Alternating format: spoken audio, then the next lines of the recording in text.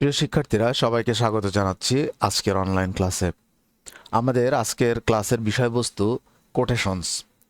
আমাদের পরীক্ষাগুলোতে দেখা যায় সাম্প্রতিক সময়ে প্রচুর পরিমাণ কোটেশন পড়ে, যার কারণে আমরা ঠিকমতো কোটেশনগুলো না পড়ার কারণে বা ওই পাঠ্যপুস্তক সম্পর্কে আমাদের মোটামুটি আইডিয়া না থাকার কারণে আমরা কোটেশনগুলো কোথা থেকে এসেছে এটা বুঝতে পারি না। আবার যেহেতু আমরা ইংরেজি সাহিত্যের স্টুডেন্ট না, সেই জন্য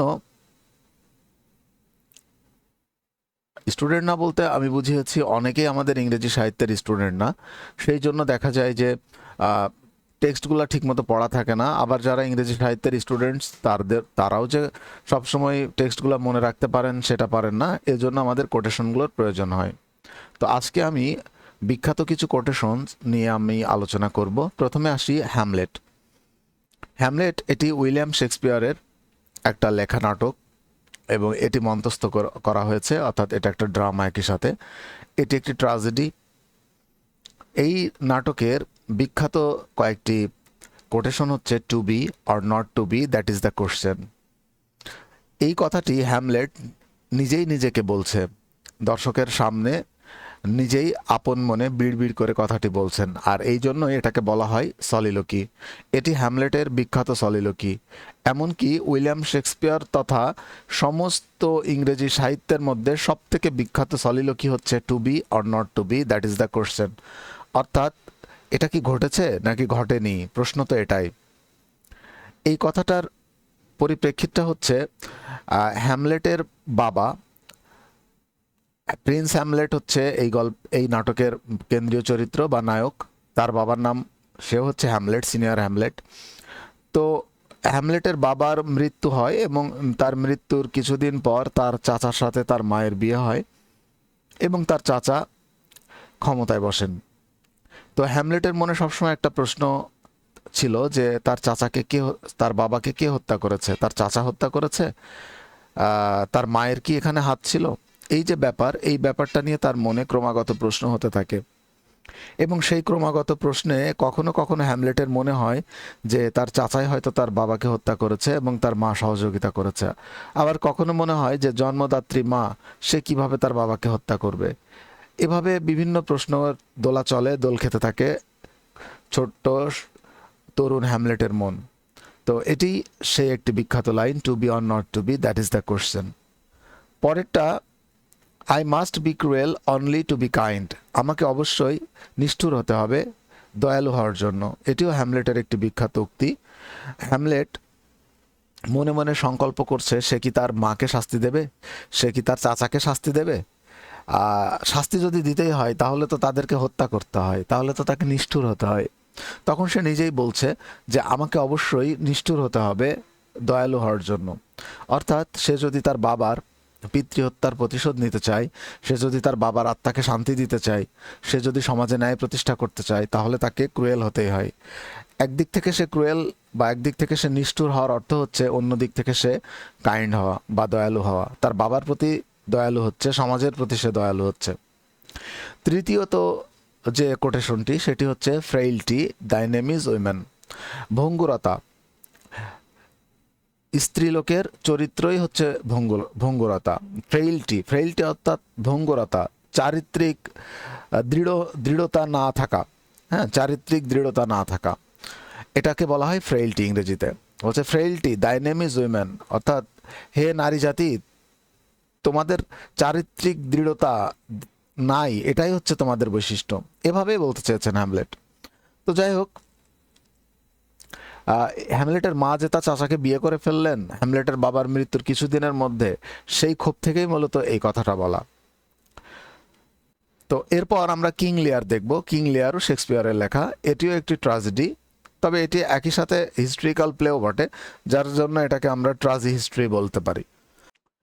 তো চলুন দেখি। Nothing can come of nothing, speak again. বলছে কোনো কারণ ছাড়া কোনো কার্য হয় না, অর্থাৎ কোনো কিছু না দিলে কোনো কিছু পাওয়া যায় না, বা কোনো কিছু না ঘটলে কোনো কিছু হয় না। বিভিন্নভাবে এটাকে মিনিং করা যায়, তবে কিং লিয়ার এই কথাটা বলতে চেয়েছিলেন এই জন্যই যে কোনো কিছু না দিলে কোনো কিছু পাওয়া যায় না। কিং লিয়ারের 3 মেয়ে ছিল। বড় মেয়ের কাছে কিং লিয়ার যখন জিজ্ঞেস করে যে তুমি আমাকে কেমন ভালোবাসো, তখন সে অনেক প্রশংসাসূচক বাক্য দেন। মেজ মেয়েও একইভাবে প্রশংসাসূচক বাক্য দেন, কিন্তু ছোট মেয়ে বলেন যে একজন বাবাকে তার মেয়ে যতটা ভালোবাসা দরকার ঠিক ততটাই ভালোবাসে সে। এই কথায় রাজা সন্তুষ্ট হতে পারেন না এবং মেয়েকে সম্পত্তি থেকে বঞ্চিত করেন। তার আগেই রাজা এই কথাটা বলেন যে কোনো কিছু না দিলে কোনো কিছু পাওয়া যায় না, অর্থাৎ তুমি যে আমাকে যতটা ভালোবাসা এক্সপেক্ট করেছিলাম অতটা ভালোবাসছো না, সুতরাং তুমিও আশা করতে পারো না আমার কোনো সম্পত্তি। এটাই হচ্ছে কিং লিয়ারের সেই বিখ্যাত কথা। আরেকটা হচ্ছে I am a man more sinned against than sinning. আমি একজন মানুষ, মোর সিন্ড অনেক বেশি পাপী, এগেনস্ট দ্যান সিনিং যতটা না পাপ করেছি তার থেকেও বেশি পাপী। ব্যাপারটা কি? কিং লিয়ার এই 3 মেয়ের কথা শুনে ছোট মেয়েকে যখন সম্পত্তি থেকে বঞ্চিত করে, কিছুদিন পর বড় মেয়ে এবং মেজ মেয়ে 2 মেয়েই কিং লিয়ারের দায়িত্ব নিতে অস্বীকৃতি জানায় এবং কিং লিয়ার ভীষণ বিপর্যয়ের মধ্যে পড়ে যান এবং ওনাকে অনেক অপমান এবং দুর্দশা সহ্য করতে হয়। পরিশেষে তিনি ছোট মেয়ের কাছে আশ্রয় পান, কিন্তু আশ্রয় পাওয়ার আগেই তার তখন নিজের মনের কাছে, বিবেকের কাছে তিনি দংশিত হতে থাকেন এবং তার মনে হতে থাকে যে তিনি আসলে ছোট মেয়ের সাথে অনেক বেশি অন্যায় করে ফেলেছেন, আর যতটা না অন্যায় করেছেন তার চেয়েও বেশি তিনি শাস্তি পেয়েছেন। তাই উনি বলছেন I am a man more sinned against than sinning. এরপর আমরা ম্যাকবেথ পড়ব। ম্যাকবেথ শেক্সপিয়রের লেখা। ম্যাকবেথ এই গল্পের মোটামুটি কাহিনী সংক্ষেপটা হচ্ছে এমন: ম্যাকবেথ রাজা ডানকান, বৃদ্ধ রাজা ডানকানের উনি মূলত সেনাপতি বা জেনারেল বলতে পারেন। তো সে একটা যুদ্ধে, পার্শ্ববর্তী একটা রাষ্ট্রের সাথে যুদ্ধে জড়িয়ে পড়ে ওই রাজা ডানকান, এবং ম্যাকবেথকে সেই যুদ্ধে পাঠান। তো ম্যাকবেথ যুদ্ধ জয় করে ফিরে আসার সময় এক ঝড় বৃষ্টিময় এক পরিস্থিতিতে 3 জন পেতনি বা উইস বা ডাইনি যাই বলেন, তারা ম্যাকবেথকে উদ্দেশ্য করে বলতে থাকে fair is foul, foul is fair.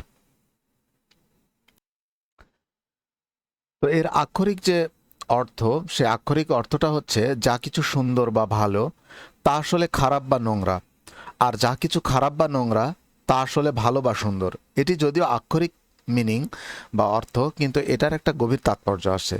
এর গভীর তাৎপর্যটা হচ্ছে এরকম যে মূলত ডাইনিরা এখানে এমন একটা জগতের কথা বলছে যেখানে ভালো এবং মন্দের মধ্যকার স্বাভাবিক পার্থক্য মুছে গেছে। যা ন্যায়, সৎ বা সুন্দর বলে মনে হয় তা আসলে অন্যায়, অসৎ অথবা কুৎসিত। আবার যা অন্যায়, অসৎ বা কুৎসিত তা কোনো এক বিকৃত দৃষ্টিকোণ থেকে, মানে স্বাভাবিক দৃষ্টিকোণ থেকে না, কোনো এক বিকৃত দৃষ্টিকোণ থেকে সুন্দর বা সঠিক বলে মনে হতে পারে। বিষয়টা কেমন? বিষয়টা হচ্ছে, দেখেন, ম্যাকবেথ নাটকের যে প্রেক্ষাপট, সেই প্রেক্ষাপটে ম্যাকবেথ একজন সাহসী যোদ্ধা, সবাই তাকে ভালো মানুষ হিসেবে জানে, কিন্তু ডাইনিদের যে ভবিষ্যৎবাণী, এই ভবিষ্যৎবাণীর প্রভাবে তার ভেতরে একটা লোভ তৈরি হলো, উচ্চাকাঙ্ক্ষা জেগে উঠল। হ্যাঁ, তখন তার ভেতরের এই নোংরা দিকটা রাজা ডানকানকে, বৃদ্ধ রাজা ডানকানকে তার বাড়িতে ডেকে এনে দাওয়াত করে তাকে হত্যা করতে প্ররোচিত করলো। তাহলে হত্যাকাণ্ড তার কাছে ক্ষমতা উপার্জনের একটি ভালো উপায় বলে মনে হয়েছে, তাই না? ফেয়ার উপায় বলে মনে হয়েছে, কিন্তু এটা ছিল চরম ফাউল, চরম অন্যায়। আবার যখন ম্যাকবেথ সিংহাসনে বসলো রাজা ডানকানকে হত্যা করার পর, তখন বাইরে থেকে তার ক্ষমতা ও প্রতিপত্তি দেখে সেটা খুব সুন্দর মনে হতে থাকলেও বাস্তবিক পক্ষে ভেতরে ছিল রক্ত, হত্যা, বিশ্বাসঘাতকতায় ভরা। তাই আমরা বলতে পারি যে fair is foul, foul is fair. এটাই। এবার আসি আমরা দ্বিতীয় কোটেশনে। দ্বিতীয় কোটেশন বলছে হোয়াটস ডান ক্যান নট বি আনডান। এর অর্থ হচ্ছে, আক্ষরিক অর্থটা বলি। আক্ষরিক অর্থটা হচ্ছে যা করা হয়ে গেছে তা আর ফিরিয়ে আনা যায় না, অর্থাৎ যা আমি করে ফেলেছি তা কখনোই আর ফিরিয়ে আনতে পারবো না। ঠিক আছে? এই উক্তিটা উইলিয়াম শেক্সপিয়ারের যে বিখ্যাত নাটক ম্যাকবেথ, এই ম্যাকবেথ নাটকেরই আর একটা উক্তি। এটি হচ্ছে লেডি ম্যাকবেথ বলেছিলেন। লেডি ম্যাকবেথ কখন বলেছিলেন? যখন রাজা ডানকানকে হত্যার পর লেডি ম্যাকবেথ তার অপরাধের অনুশোচনায় ভুগছিলেন, তখন তিনি বলেছেন যা কিছু করে ফেলেছি তা তো ফেলেইছি, এটা তো আর ফিরিয়ে আনা যাবে না, তাই না? এটা এখন আমরা 3 নম্বর উক্তিটা দেখব, all perfumes of Arabia will not sweeten this little hand. অর্থাৎ আরবের সমস্ত সুগন্ধি আমার এই হাতকে আর পবিত্র করতে পারবে না, সুগন্ধময় করতে পারবে না। কেন? তার কারণ হচ্ছে, আসলে উক্তিটা এখন কখন বলা হয়েছিল? ওই বৃদ্ধ রাজা ডানকানকে হত্যা করার পর ওই লেডি ম্যাকবেথের হাতে যখন রক্তের ছিটাফোঁটা বা ফিনকি এসে পড়ে, তখন লেডি ম্যাকবেথ বিবেকের অনুশোচনায় ভুগতে থাকে যে কি করলাম। এই যে অনুশোচনা, সেই অনুশোচনা থেকেই বলছে যে আমার হাত, এই হাত যে অপবিত্র হয়ে গেছে, কলঙ্কিত হয়ে গেছে, আরবের সব পারফিউম, সমস্ত সুগন্ধি দিয়েও যদি আমার হাত ধুয়ে দেওয়া হয়, তবু এই হাতটাকে আর পবিত্র করতে পারবে না। আরবের সুগন্ধি বিখ্যাত, এই জন্য এখানে উপমা হিসেবে আরবের সুগন্ধির কথাই বলা হয়েছে। এরপরেরটা অথেলো থেকে আমরা নিয়েছি, এটা হচ্ছে শেক্সপিয়ারের, এটিও শেক্সপিয়ারের লেখা অথেলো। অথেলোর কাহিনীর যে কাহিনী সংক্ষেপ, সেটি হচ্ছে অথেলো একজন সেনাপতি, জেনারেল, মুর সেনাপতি, যাতে হচ্ছেন উনি মুর। ডেসডিমোনা নামে এক নারীকে সে পছন্দ করে এবং পরবর্তীতে বিয়ে করে, এবং সন্দেহের বশবর্তী হয়ে ডেসডিমোনাকে একসময় সে হত্যা করে এবং বিবেকের অনুশোচনায় সে নিজেও আত্মহত্যা করে। এটি মূলত অথেলো নাটকের মূল কাহিনী সংক্ষেপ। তো অথেলো নাটকে একটি চরিত্র ছিল, তার নাম ক্যাসিও। এই ক্যাসিও যে চরিত্র, সেই চরিত্র উনিও একজন যোদ্ধা ছিলেন। অথেলোর যে সেনাবাহিনী, সেই সেনাবাহিনীর একজন পদস্থ অফিসার ছিলেন। অথেলো তাকে সন্দেহ করে বা তার প্রতি ক্ষিপ্ত হয়ে যেভাবেই হোক তাকে ক্ষমতাচ্যুত করে বা পদচ্যুত করে, অর্থাৎ তাকে ডিমোশন দেয়। তার পদোন্নতি না দিয়ে তাকে পদ অবনতি ঘটায়, এটাই। তো এখানে বলছে ওই ক্যাসিও, সে নিজেই বলছে যে রেপুটেশন রেপুটেশন রেপুটেশন, খ্যাতি খ্যাতি, ও খ্যাতি, oh I have lost my reputation, হায় হায় আমি আমার খ্যাতি হারিয়েছি। অর্থাৎ ওই যে অথেলো ক্যাসিওকে ক্ষমতাচ্যুত করে, সেই সময় এটা উক্তিটা বলে, I have lost the immortal part of my self, আমি আমার জীবনের সব থেকে অবিনশ্বর যে অংশটি, হ্যাঁ, সেটি আমি হারিয়েছি। অ্যান্ড হোয়াট রিমেইনস ইজ বেস্টিয়াল, আর এখন যেটা আছে সেটা শুধুই সম্মানহানি। তো এইটা আর কি, ওই যে ক্যাসিও যখন দুঃখ করে এই কথাটা বলছিল, তার কাছে মনে হয়েছে সম্মান যদি শেষ হয়ে যায় তাহলে জীবনে বেঁচে থাকার আর কি মানে থাকে। এটা অথেলো থেকে। তো এটা একটাই থাকবে, অথেলো থেকে আর দরকার হবে না আমাদের, এই একটা পড়লেই চলবে। আমি হ্যামলেট থেকে একটা কোটেশন বলতে ভুলে গিয়েছি, ওটা আবার বলছি। Brevity is the soul of wit. Brevity is the soul of wit এর আক্ষরিক অর্থ হচ্ছে সংক্ষিপ্ততায়। ব্রেভিটি মানে সংক্ষিপ্ততা, সংক্ষিপ্ততায় উইট মানে বুদ্ধিমত্তা, বুদ্ধিমত্তার সারবস্তু। ব্যাপারটা কি একটু বুঝিয়ে বলি। এই হ্যামলেট নাটকে পলোনিয়াস নামে একটা চরিত্র ছিল, সে অপ্রয়োজনীয় কথা বলতো, দীর্ঘ কথাবার্তা বলতো। তখন ওকে উদ্দেশ্য করে হ্যামলেট এই কথাটা বলে।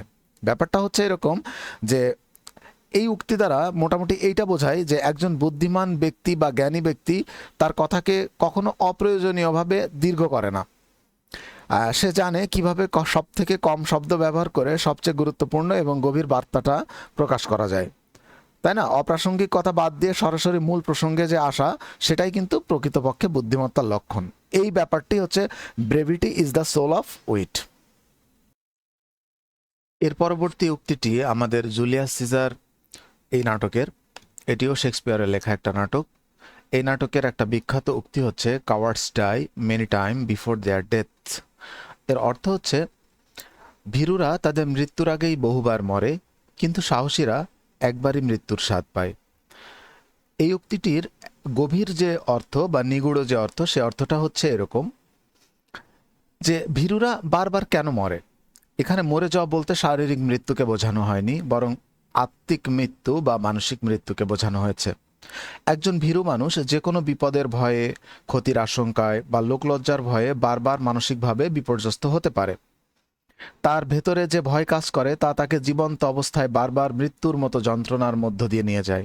অপরপক্ষে যে সাহসী, যার আত্মবিশ্বাস আছে, যার জীবনী শক্তি আছে, সে কিন্তু বারবার বিপদে হতাশাগ্রস্ত হয় না, বিপদ দেখে ভেঙে পড়ে না, বরং সে জানে যে জীবনে মৃত্যু একবারই আসবে, অতএব সেই মৃত্যুর জন্যই প্রস্তুত থাকা ভালো।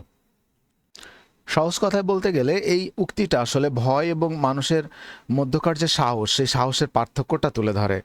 ভীরুতা বা এই মনের মধ্যে যে ভয় থাকার ব্যাপারটা, এটা মানুষকে জীবনভর যন্ত্রণার মধ্যে রাখে।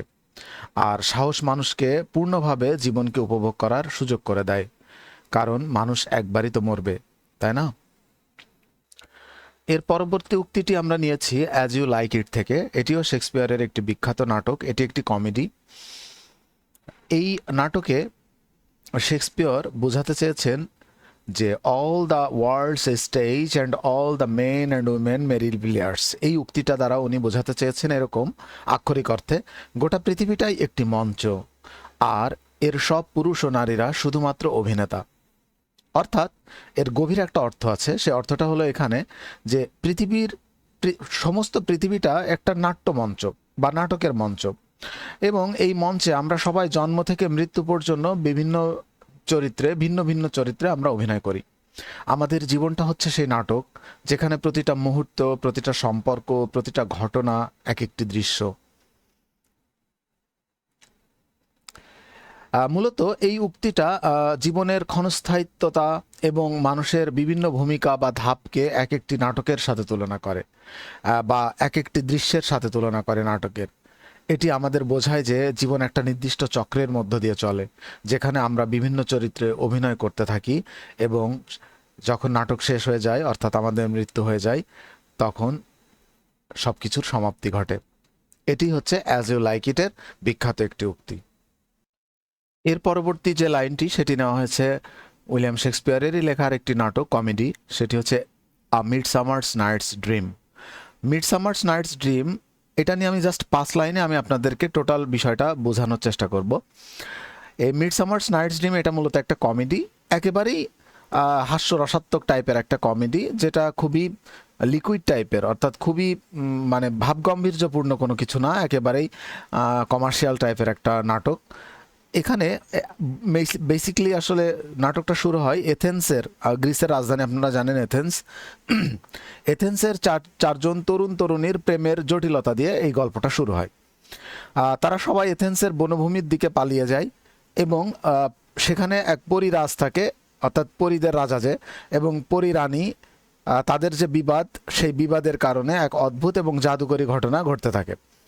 পরী রাজা ও রানী তাদের জাদুর মাধ্যমে মানুষের প্রেমকে প্রভাবিত করে, ফলে এক হাস্যকর পরিস্থিতির সৃষ্টি হয়, বিভিন্ন ধরনের হাস্যরসাত্মক ব্যাপার স্যাপার ঘটে।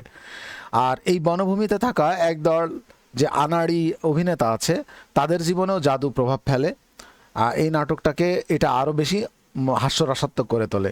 সবশেষে ভুল বোঝাবুঝির অবসান ঘটে, এবং সবাই যার যার সত্যিকারের প্রেমিক বা প্রেমিকাকে চিনতে পারে, এবং তারা মিলে সুখী হয়ে যায়। এটাই মূলত মিডসামার্স নাইটস ড্রিমের মূল থিম। তো এই থিম তো আর আপনাদের আসে না, আমি জাস্ট মনে রাখার জন্য থিমটা আপনাদের বললাম। কিন্তু এখানে একটা বিখ্যাত লাইন আছে, সেটা হচ্ছে the course of true love never did run smooth. অর্থাৎ সত্যিকারের ভালোবাসা কখনো খুব স্মুথ হয় না। স্মুথ মানে কি? মানে খুব সহজ হয় না। সত্যিকারের ভালোবাসায় বাধা আসবে, বিপত্তি আসবে, তবে সেটা সত্যিকারের ভালোবাসা। যে ভালোবাসায় বাধা নেই, বিপত্তি নেই, বুঝবেন ওই ভালোবাসার গভীরতাটাও অত বেশি না, আর ওই ভালোবাসা কখনো খুব বেশি গভীর হতেও পারে না। কারণ যত বেশি ভালোবাসায় বাধা আসে, ভালোবাসাকে জাস্টিফাই করা বা ওই ভালোবাসাটা কতখানি সত্য সেটা বোঝার মতো তত বেশি সম্ভাবনা তৈরি হয়, এই আর কি। এই লাইনটা কিন্তু খুব ইম্পর্টেন্ট। এর পরের যে উক্তিটা, সেটি আমরা মার্চেন্ট অফ ভেনিস থেকে নিয়েছি। এটিও উইলিয়াম শেক্সপিয়ারের লেখা একটি কমেডি। এটা শেক্সপিয়ারের একটি বিখ্যাত উক্তি, all that glisters is not gold. আপনারা একটা প্রবাদ পড়েছেন, all that glitters is not gold, আর এখানে লেখা আছে all that glisters is not gold. তো এই দুইটার মধ্যে আসলে পার্থক্যটা কি? দেখুন, all that glitters is not gold এবং all that glisters is not gold একই কথা, শুধু গ্লিটারের সিনোনিমাস শব্দ গ্লিস্টার্স বলেছে। তো উইলিয়াম শেক্সপিয়ারের মূল যে লেখা, সেখানে গ্লিস্টার্সই ছিল। এটার অর্থ হলো চকচক করলেই শোনা হয় না। এইটা মার্চেন্ট অফ ভেনিসে মরক্কোর একজন যুবরাজ, সে সোনার সিন্দুকটা খোলে এবং ভেতরে এই উক্তিটা দেখতে পায়, এর মাধ্যমে শেক্সপিয়ার বোঝাতে চেয়েছেন যে বাহ্যিক কোনো কিছু চকচক করলেই সেটি আসলে যে প্রকৃত মূল্যবান হবে সেটা না। এটা হচ্ছে বিষয়। তো যদিও শেক্সপিয়ার এই উক্তিটা তার নাটকে ব্যবহার করেছেন, কিন্তু এই উক্তিটা আহ, আসলে অনেক আগেই, প্রায় 12 শতকের দিকে ফরাসি কবি অ্যালাইন ডি লিসলে ওনার লেখাতেও কিন্তু এই কাছাকাছি টাইপের একটা প্রবাদ পাওয়া যায়। তো যাই হোক, অল দ্যাট গ্লিটার্স বা all that glisters is not gold, এটি মার্চেন্ট অফ ভেনিস থেকে নেওয়া। এটি উইলিয়াম শেক্সপিয়ারের লেখা একটি নাটক। শেক্সপিয়ারের পর আমরা আলেকজান্ডার পোপের একটা বিখ্যাত উক্তি এখন দেখব। এটি হচ্ছে to err is human, to forgive is divine. অর্থ হচ্ছে মানুষ মাত্রই ভুল, আর ক্ষমা হচ্ছে স্বর্গীয়। এটি আলেকজান্ডার পোপের আমার মনে হয় সর্বকালের সর্বশ্রেষ্ঠ একটি চমৎকার উক্তি। আসলেই তাই, আমরা মানুষ মাত্রই ভুল করে থাকি, আর ক্ষমা হচ্ছে সত্যিকার অর্থে স্বর্গীয়। এটাই হচ্ছে আলেকজান্ডার পোপের একটা বিখ্যাত উক্তি। এর পরবর্তী কোটেশনটি নেওয়া হয়েছে জন কিটসের একটি কবিতা থেকে, beauty is truth, truth beauty. দেখেন, ট্রুথ ইজ বিউটি না, কিন্তু beauty is truth, truth beauty. অর্থাৎ সুন্দরী সত্য এবং সত্যই সুন্দর। তো এটি তো বললাম আক্ষরিক অর্থ, এবং এর মধ্যে একটা গভীর নিগূঢ় তাৎপর্য রয়েছে। কিটসের মতে যা কিছু সুন্দর তা চিরন্তন এবং শাশ্বত। কোনো শিল্পকর্ম বা প্রাকৃতিক দৃশ্য যখন আমাদের মনকে গভীরভাবে স্পর্শ করে, তখন তা কেবল বাহ্যিক সৌন্দর্য নয়, বরং তার মধ্যে থাকা এক গভীর সত্যের প্রকাশ ঘটায়। যেমন ধরুন, একটি গ্রিক কলসির উপর খোদাই করা একটা দৃশ্য দেখেছিলেন জন কিটস ব্রিটিশ মিউজিয়ামে গিয়ে। সেটি শত শত বছর ধরে একই রকম আছে। অর্থাৎ ওই কলসের গায়ে বা ওই যে আর্ন আর্ন বলে, বা অর্থাৎ প্রাচীনকালে গ্রিকদের মৃত্যুর পর ওদের পুড়িয়ে ফেলার পরে যে দেহ অবশেষ, সেইগুলো ওই মাটির পাত্রে রাখা হতো। তো ওই পাত্রের উপরে যে খোদাই করা, ডিজাইন করা যে সুন্দর একটা পাত্র, সেই পাত্রের উপরে যে শত শত বছর ধরে যে খোদাইটা রয়েছে, যে গল্পটা রয়েছে, সে গল্পটা কিন্তু চিরন্তন, শাশ্বত, সেটা সুন্দর, সেটা কখনোই শেষ হবার নয়। এটাই আর কি, এটাই হচ্ছে beauty is truth, truth beauty, John কিটসের একটা সুন্দর একটা লাইন।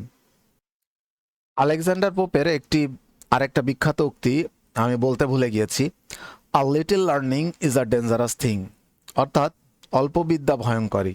এটি কিন্তু আলেকজান্ডার পোপের আরেকটা কালজয়ী উক্তি।